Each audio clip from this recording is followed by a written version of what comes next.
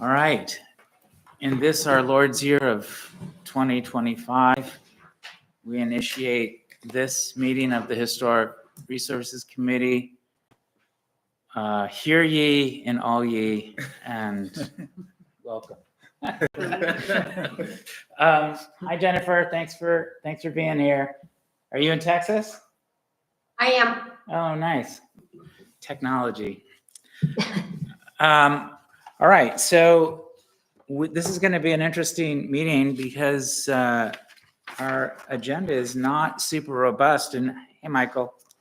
And everything is really focused right now on historic preservation ordinance. And all of you heard or participated in varying levels of the last hour we had with Jeremy and Shinley.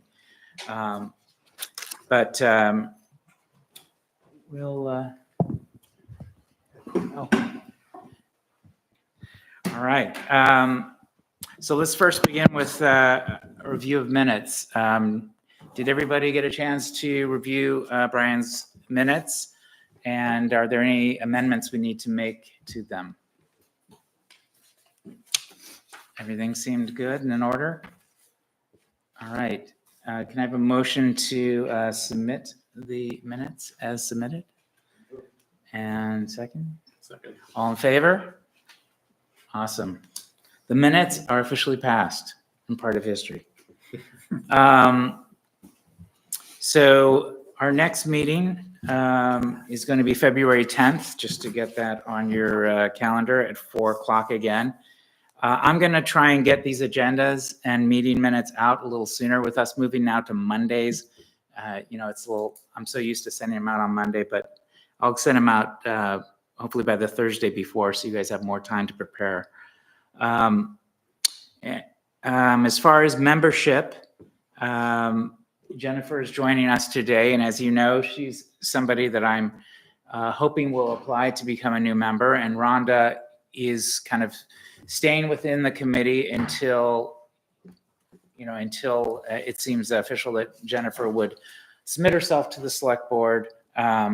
But Rhonda is stepping down, and she's going to be really concentrating on working with Michael, which I think is actually pretty fantastic. As far as a budget information update, I have not much to tell you. I still have not had a follow-up meeting with Audra, so I don't know what the kind of fiscal process will be for this coming year. But I think the things we're going to be looking at are really educating the public around the historic preservation ordinance, and I'd like to be able to spend some money around that. There also may be some limited consulting fees that we may want to look to as far as the deconstruction portion of the preservation ordinance, which really at this point is just being touched on. And so Danny, I'm really hoping that the next meeting with Jeremy and Shenley, because right now they're really kind of reacting to what we've already drafted and making revisions, getting it consistent with existing code language and also the state CLG requirements. But we haven't really rolled up our sleeves and looked at deconstruction, and I think that's an important component and an important selling point for the ordinance. So I'd really love for you to, if you can, make that meeting next time, and let's make sure that that's something we start talking to with them. Yep. So I don't think I have much more to share as it relates to kind of overall Cherry stuff. So I think we can kind of just move straight to, I'll just reiterate that we are on the schedule for October to be part of the Pichacucha, which I think I mentioned in our last meeting, but we're on their slate. So that's going to be a great way to do some advocacy for the preservation ordinance when it goes on the ballot in November. But moving on to our select board liaison. Ken, do you have anything to kind of report to us? No, not really. You guys are driving the ordinance along, so there's not much, there's no reaction to that yet. The MRCAC is very busy. They were meeting, I believe it's the next 3 Wednesdays in a row. They're trying to finalize their report to go to the select board. And you are welcome to attend the MRCAC meetings, and you might get some insights about their thinking and their process. When is the next meeting? Wednesday, This Wednesday? yes. Okay. Is it also, is it 6 o'clock or? I'll find out. Okay. No, I think those meetings 5, are, isn't it? Has it been 5? 4 or 5? yeah, 4 or 5, yeah. Thank you for asking. Okay. That's it. Do you happen to know what the major topic will be for this next meeting, do you think? Yes, they have each individually made their reports about their opinions about options, the options specifically about Montgomery Dam. I don't know if they're going beyond Montgomery Dam in their current discussions, but there will be a vote in June on Montgomery Dam. What I don't know is if they're going to have a broader discussion and a broader presentation on beyond Montgomery Dam and the rest of the river. What was the original question? You've No, answered it. that is what they're talking about. And I know last month we talked about whether, and you know, I think it's still yet to be determined whether we anticipate the ballot in June being how they're going to kind of have a binary choice, but 3 different options. So like how they're going to kind of handle Right. that issue. That is a key question, and the answer, there is no answer yet. Yeah, okay. All right, great. All right. So moving on to new business. Well, so we just had our meeting about the historic preservation ordinance. And where we're at is in November, we submitted our draft to Jeremy effectively after the election result kind of endorsing us to move forward with drafting a new ordinance. And Jeremy and Shenley have been giving us reactions and kind of ways to kind of match up with the language in chapter 14 of the existing, I always forget the name of what it's called, the big thing, the, what's it called? The city, oh my God. What's it called? No. Town, every 10 years, the town. The Comprehensive Comprehensive plan. Yeah, so chapter 14 of the comprehensive plan, which addresses historic resources. And so we're looking to make the language consistent with that and also the state of Maine's CLG descriptions. So he's been giving us feedback, and I'll copy you guys on any correspondence about that. But we just walked through the 12 issues that were raised last month. And we're going to meet again in a month to look at the revisions they come up with, but we may also meet sooner than that as things move forward. They need to go to the planning board and get them on board with this new code drafting. And Jeremy is suggesting that we really move forward with starting to notify homeowners in the historic districts and let them know that this is, you know, in the works, and start to set a public hearing so that we start to get public feedback sooner than later. So I think come April, that really should be our goal, to kind of start getting public feedback, which then kind of dovetails to some of the stuff, Brian, you know, you were talking about. We may want to have that meeting sooner than later and start strategizing about messaging, and the miserable meeting of being asked tough questions. But maybe we want to look at that in February or March. You know, maybe check his availability and Sure. yeah. Yeah, I'm sure that he'd be, anytime would be fine, but I'll check. okay. Chris, when would this be on the ballot then? Is it November. November? Yeah. And one of the issues as it relates to Curtis Island is that Jeremy, one of the things I've been asking about is if we're not officially a CLG or we're in process with the historic preservation ordinance, is that in any way going to affect like Curtis Island Foundation or In terms of grants? in terms of grant application, what have you, and it's his opinion that it won't, that you'll still have access to that, but I don't know if that's in conflict with what you've already found. No, I think the money that was just passed, the $10 million that's going to be available, Yeah, I think that's not going to be released in terms of what the application process until late next summer. So, maybe we're good at the fact that we have something in process won't affect it. And my understanding was that wasn't going to be dependent on whether we have a, what do you call it, a EL? CLG? CLG. Yeah, yeah. Yeah. So the That state fund money that, wasn't earmarked for CLG, yeah, people with CLGs having any special access to it. that was my understanding too, yeah. Because I know the state 2 million fund is 10% CLG. 10% has to go to CLG, but I don't, certified local government.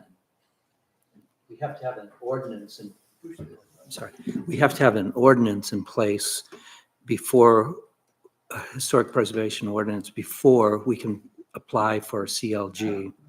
And once you have the CLG, there's a lot of the federal money that comes into the state, like Chris was just saying, gets an advantage to those towns and communities that have CLG status, that they're kind of first come, first serve. And I'm not sure what the percentages are. It's 10%, Okay. yeah. So, 10% has to go to CLG. Yeah. So, and that's early on in our planning and discussion and drafting of the historic preservation ordinance. We were talking with Megan Rideout, who's in charge of the CLG program. So she is somebody that we want to make sure that our language matches up with state language and qualifying for that funding.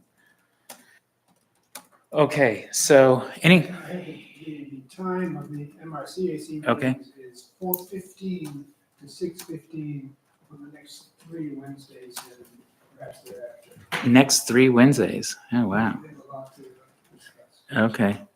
4:15, interesting quarter hour timing. Are these repeat meetings, sort of the same thing? So you'd have a chance to go to one? No, they are working through their drafting, I'm making an assumption, they're drafting their proposal to Okay. their report. After 2 years plus, they need to make a report to the select board, and that's what they're working on. Okay, thank you. So I'll try and attend on Wednesday, and I'll shoot off an email about what I saw or heard. Moving on to deconstruction, I know you had some things to talk about with Sarah. Anything to kind of share with the group, or? Are you hinting at something or no? Well, just your email to me. Oh, yeah. Yep. So Sarah Battioli, the woman who wrote the book about deconstruction policy that was shared with everyone, I'm trying to bring her to our area in May.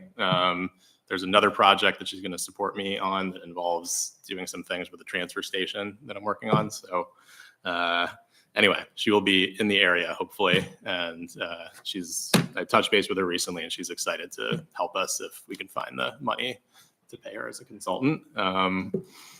And anything else you want me to? No, on? I would just love to, maybe that's something to bring up in our next Yeah. Mhm. meeting with Jeremy and With Jeremy, Shenley, yeah. like turning to that kind of outside Yeah. consultancy there. Okay. I think that'd be great. Yeah. She's a wealth And of I look forward knowledge. to meeting her. Do you know if she would be coinciding with being in town for our meeting here on this, second Oh. Monday? I think it is around there. She's coming to the Northeast for something else as well. So I can see if that's feasible. Yeah, Try give and her a line heads that up about, we will be the second Monday. And Yeah. I would love to have her here. Yeah, that'd be great. Yeah. Okay. Rhonda's not here. And I don't think there's really anything for her to report this month. Brian, do you have anything to report or discuss about our on fire social media presence? I haven't done much. Have we gone I viral confess. yet? Yeah, no. Yeah, not much to report, but yeah, I'll try to do more in the next month. No, what you've done has been great. Pat, I don't think has anything to discuss about historic plaques at this point.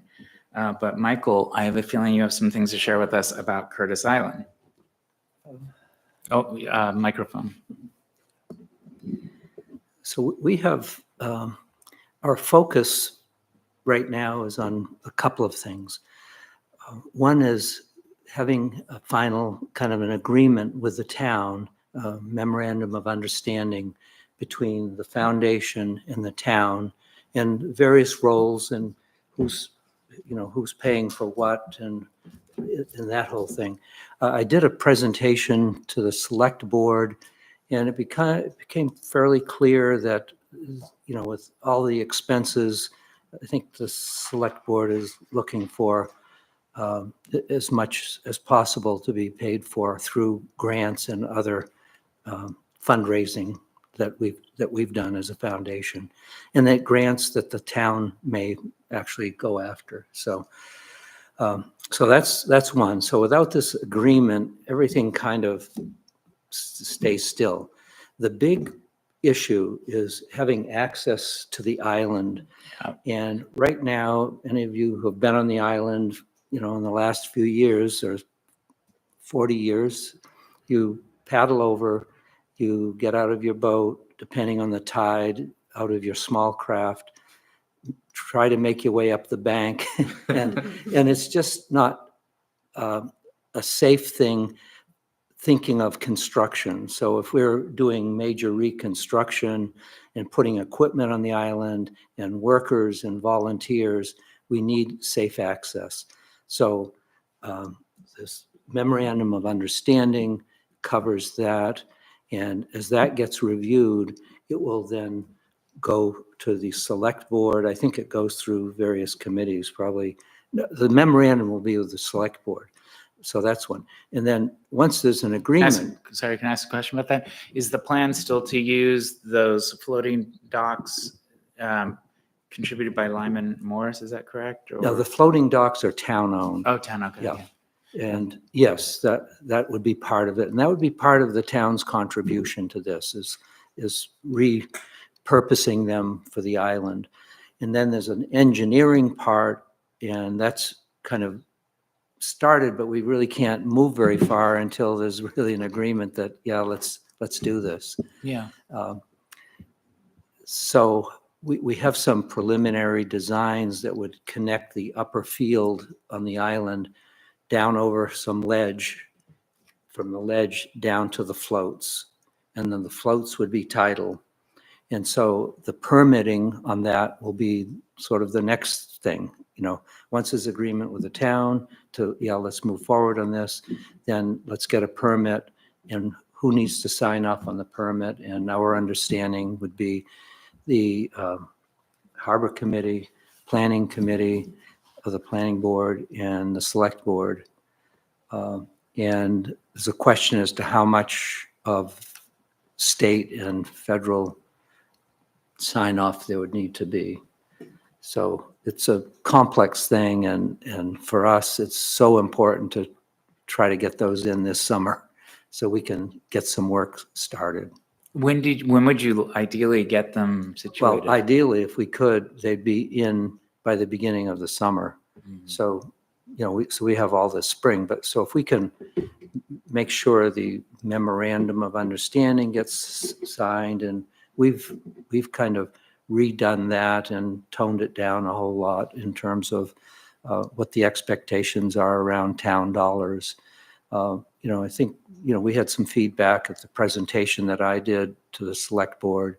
And so we're kind of taking that into account, but nothing's going to move until we have that. And my hope is that the town and the foundation will sign off on an agreement or an understanding that can then really go through review with the select board. Yeah. And then hopefully the select board will be on board with that. Ken, not to put you on the spot, but do you have the sense that the select board is, on board and going to be moving forward with? I think Mike's done a great job about being informative and communicative, and that's 80% of the battle. And I haven't heard any reluctance. Yeah. It all has to do with how expensive Yeah. it's going to be. Yeah. And so we understand that differently than we did a year ago. So, Once And- you got all the approvals, is it a relatively quick install of the well, docks? then we've got to pay for the ramp. The floats will probably need some rework, some cash on that. Then re-anchoring them and how do they get placed on the island? So that's a piece of it. And then the design that actually gets equipment and people from the float, depending on whatever tide it is, up so it can then be pulled by a tractor, or a small tractor can go up that ramp. And so we have some preliminary work with Rockport Steel that we've done. And so we've got a concept. It's going to need more engineering, but we've had Rockport Steel out on the island and they've taken a hard look at it. We're working more closely with the Harbor Committee now, and Steve Gold is the liaison to our foundation around those issues. One of the stairwells was taken out with the storm, correct? They both were. They both were. We repaired one, Okay. and so, and that's wooden. That'll probably have to be redone as well, but it's servicing okay right now. Is that where the ramp would be targeted to go, or? Where if you've been on the island where the kayakers and people land, Mhm, it's kind of a beach area. It'd Yeah. be facing the island to the right side. mhm. That's the one that is still in place. The next one over toward Belfast, that was made up, that's where the conovers used, and it tied right in with their outhaul so they could pull their boat up and land there. So that's where the official, construction structures will go. Okay. And that's sort of the best line, the best angle, and at least to date. So Did the foundation make a decision about that fundraising? I guess I'll call them a company, but that was. Are you moving forward that relationship, or? So we're raising money. We've had an end of the year letter that went out, Mhm. and we've had a really good response. We've had probably 150 different donations and have raised about $150,000 so far. That's so impressive. And so it's not part of the capital campaign yet, and that's what we're working on. We don't know when that will kick off, but we're hoping it will this spring. And having the ramp and the access would be really helpful to us raising funds too. Yeah. So it's a big project. Yeah, the progress is incredible. So Any updates about the bell? Pardon? About the bell? Any updates on the bell? Oh, on the bell. Oh, yeah, that's a good one. So, so the town has a bell on the landing, and that was given to the town by the Coast Guard. But the original bell that was on the island is at the Deer Isle Historic Society.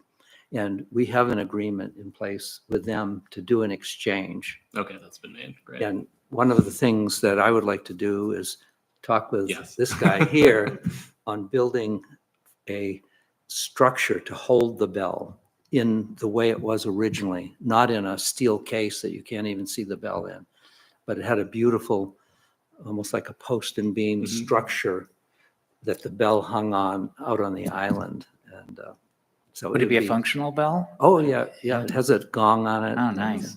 Yeah. Nice. So John Street Church has a whole tower for the old bells. it has a whole tower of what? On John Street and that little tower out there, one of them is a glockenspiel, not that one.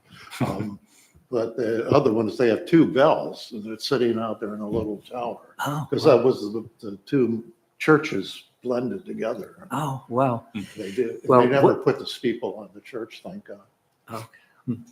So what we're looking for is another gong to, this one that the town has doesn't have a gong on it. Hmm. So keep your eye open for a big gong. I'm sure there's a few lying around somewhere. But this is going to be a fun project. I mean, it's a community project. I would love to have that out there at the beginning of the summer. And we're putting a new flagpole up as well, and that'll go in early June. Great. And there's a, let's see, I think there's a, well, let's see, not sure what to call it, but a town, a remembrance of Dee Dee Conover planned for sometime early summer. And that's between the Conover family and the town.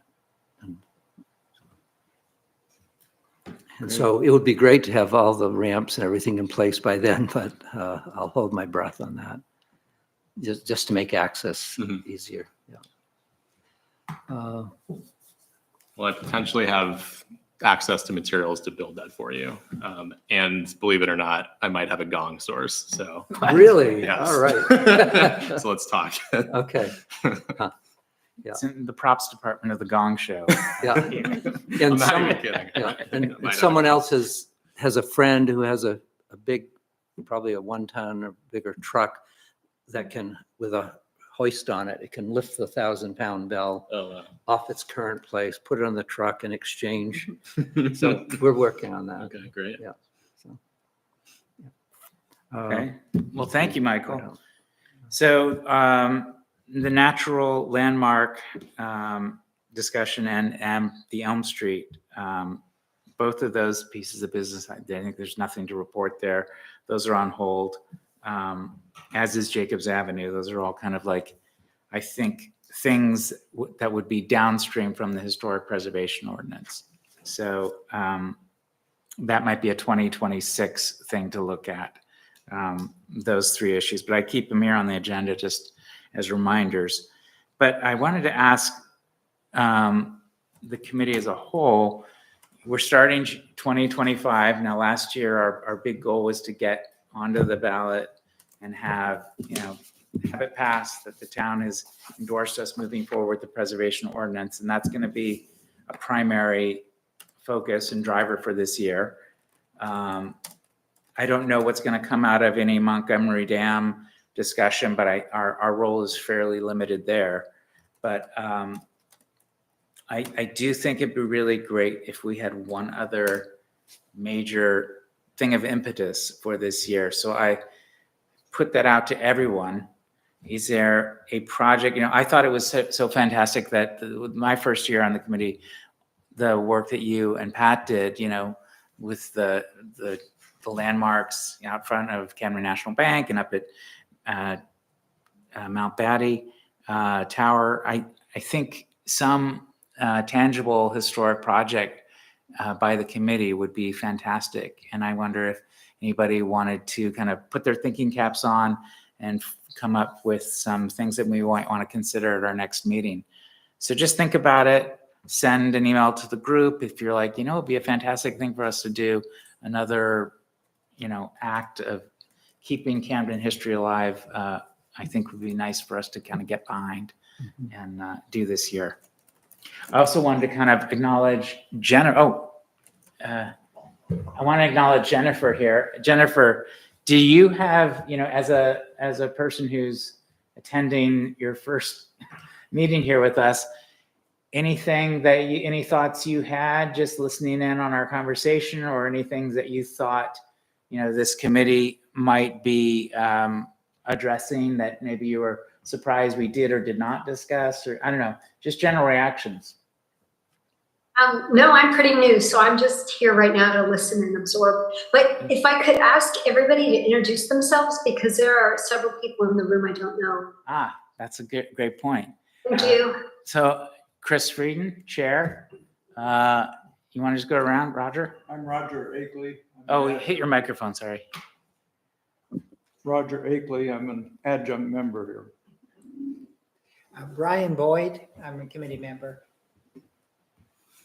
Danny Solomon, committee member and deconstruction enthusiast.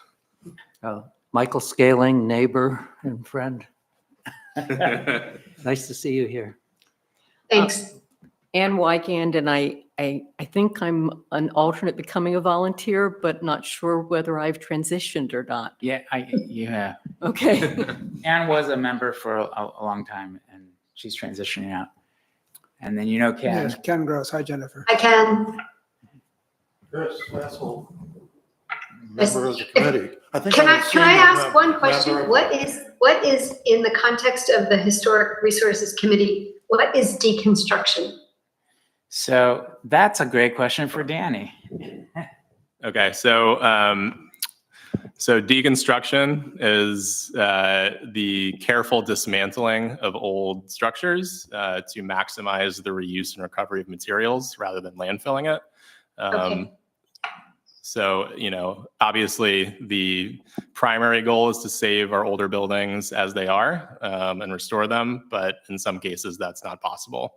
So rather than having to throw all that material out, we can still preserve the history and we can repurpose the materials for new structures and new projects.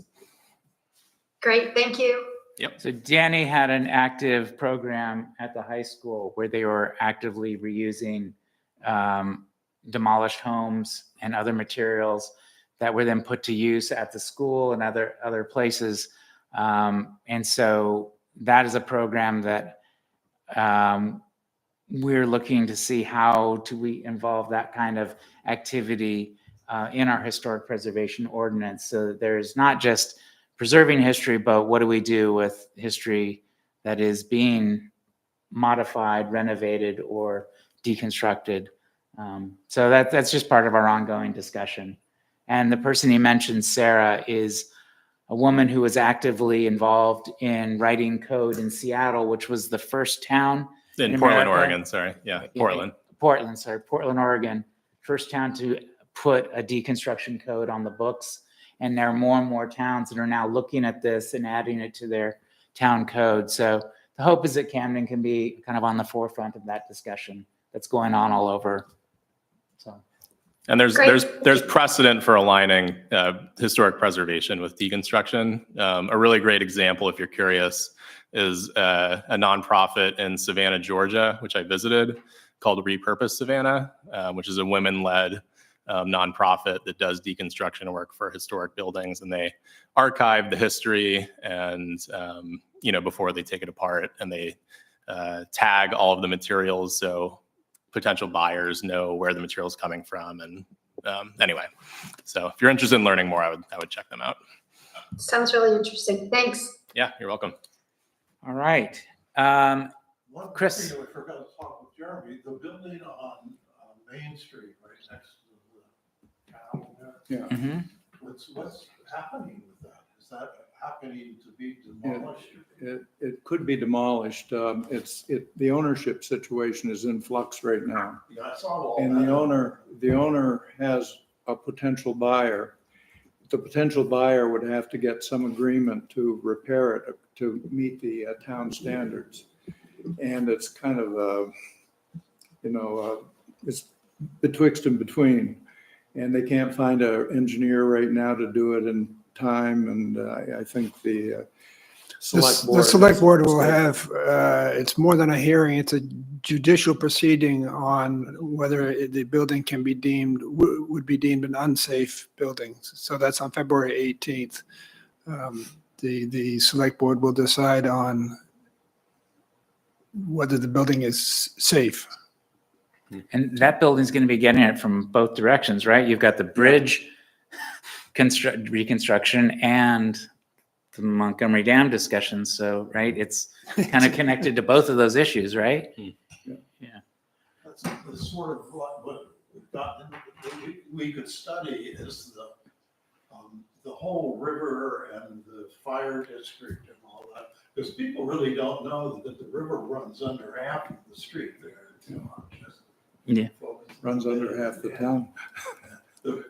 I guess there was a thing on Facebook or something about there are some nice pictures underneath the building. People don't really realize that the whole the historic district is going to be repaired by the town, the state sometime. Yeah. All right. In terms of a Yes, major Roger. project, Yes. it occurs to me, our photographic inventory is what, 90 years old, 80 or 90 years old? And I think, what are they, 1930s vintage, aren't they, the photographs in the library? Yes, there are. If you're talking about the Olmsted photographs, those are. Not Olmsted, the ones for The the. tax the town. records? Yeah. Mhm. Oh, tax 1937, that Yeah. one, it's So just, they're old. They're almost 90 years old. Hmm. And it seems to me it's time to renew them. And I'm thinking if we could afford an intern, that would be a great intern project. And somebody who's studying architectural history Hmm. would love to come to Camden and do that. I think at least to repeat the buildings in the core area, the right intern could do most of that in a year. And, you know, if we're looking for a little bit of extra budget money, I think that would be well spent. That's a And really, then to fill the, you know, the one pager to go with the pictures. that's a really interesting idea. Are the, you know, the, at the library, that database, is that something that is tied to the tax records, or is it an independent? no, it's data? it's totally independent. So that could be updated with. Yeah. Okay. Yeah, there is another collection that Sonny Goodwin took pictures of all the businesses around 1990, I think, which is pretty obscure. Nobody knows about it. But if you're talking about cataloging a series of photographs, that might be something worth. If you got an intern to throw at it, that's another collection. Am I mistaken, but I could have sworn in the most recent tax assessment that the inspector took pictures of my home. Was that done with all the homes, and what became of Yes, those if you go pictures? on the tax records, go to the GIS tax maps and click on a property, you will see a photograph of that Yeah. property. So But those, there's some missing pieces and right around I think they have your home. They don't have mine. how do you know they have my home, Roger? Well, because I was looking on the inventory. I looked in the window too, but Oh, great. it was 90 years old. I couldn't get much out of it. Interesting. Okay. All right. Well, do I have a motion to end our meeting unless there's any public comment or? I have one other thing Yeah. I forgot to mention. Mm. So on February 2nd, which is a Sunday, and February 16th, Sunday, from 2 to 4, at the Picker Room in the library, we're going to have community visioning sessions for Curtis Island. Oh, wow. And it'll be a chance for community members to share their, what they're thinking, what it's been to them, what they want it to be. And I always kind of frame these up like if you went away for 5 years and you knew that the island was being restored and upgraded historically, and you came back, what would you want the island to be to you? Would you want it to be an education center, a museum, something that's locked off completely? Don't bother, let it fall down right now. Mm. Just what are people thinking of the island? You And said, so we're gonna do February these- 2nd at what time? 2 o'clock to 4 o'clock. And each session is limited to like 35, 36 people, because there's going to be a lot of, small table discussions, some individual work, and some sharing the ideas.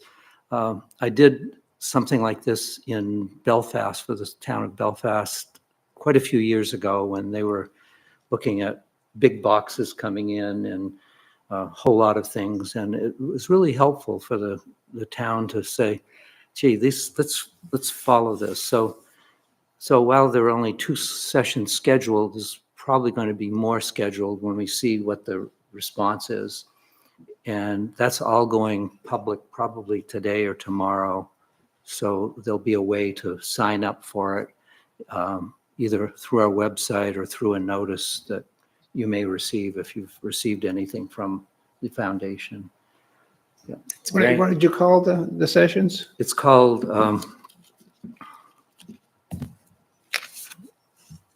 Community Visioning Workshop on the Future of Curtis Island Light Station. Community Vision Workshop. Thank you. And Yeah. whoops, I have a few of these. Let me just pass them down. And All right. my printer was slow printing, so. So do I have a motion to terminate our meeting? Second. All in favor? Yay.